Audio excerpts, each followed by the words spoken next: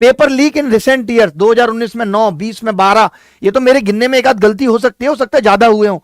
2021 में 17, 22 में 11, 23 में 12, 2024 में अब तक 5 हो चुके हैं। Exam cancelled, postpone, total 34। आप देखिए गुजरात में 15, बिहार 12, आसाम, कौन सा राज्य बचा है जहां पेपर लीक नहीं हो रहे?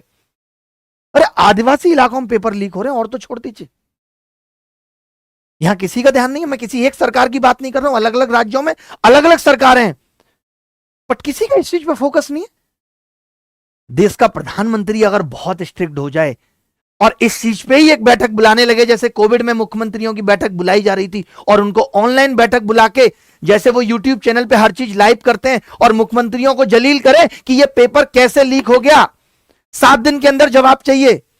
लेकिन हमारे देश के रिसोर्सेस, हमारे देश का पैसा इन सब चीजों को सुधारने पर लग ही नहीं रहा है। हमें तो बस हर राज्य में अपनी सरकार बनानी है, यह हमारा प्राइमरी फोकस है। हमें क्या मतलब है कहीं पेपर लीक होता है नहीं होता? देश के युवा की किसको पड़ी है? ये तो बाहर रह के तैयारी कर रहा है, वोट का भी बहुत हिस्सा हमें नहीं मिलता इसका।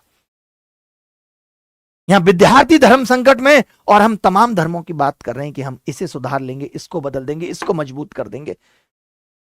इस पे किसी का ध्यान नहीं है। जो विद्यार्थी संकट में इतने मेहनत से पढ़ता है, दिन रात पढ़ के सुबह पेपर देने जाता है, सालों साल लग जाती हैं, और उसके बाद पता चलता है पेपर लीक था इसीलिए मैं सेलेक्ट नहीं हो पाया। कौन समझाए? माँ बाप को कौन समझाए?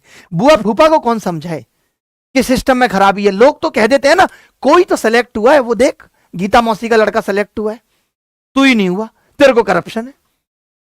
बच्चा अकेले कमरे में घुटता रहता है। कितने सारे लोगों ने जान दे दी सिर्फ इसलिए कि वो एग्जाम में असफल हो गए, बार बार असफल हो रहे थे, कोई राह नजर नहीं आ रही थी। हम हर चीज पे चर्चा कर रहे हैं, परीक्षा पे चर्चा है, मन की बात है। इन विद्यार्थियों की मन की बात कौन करेगा? इनके दर्द को कौन समझेगा? आपने तो 12-12, 13-13 कैमरे लगा के अपनी शक्लें चमका ली, अपनी तारीफों के पुल बांध दिए, और यहां युवा कैसा राजा है भाई, जिसके यहां प्रजा इतनी दुखी हो और उसको फर्क ही नहीं पड़ रहा, वो अपनी मटर गश्ती में मस्त है।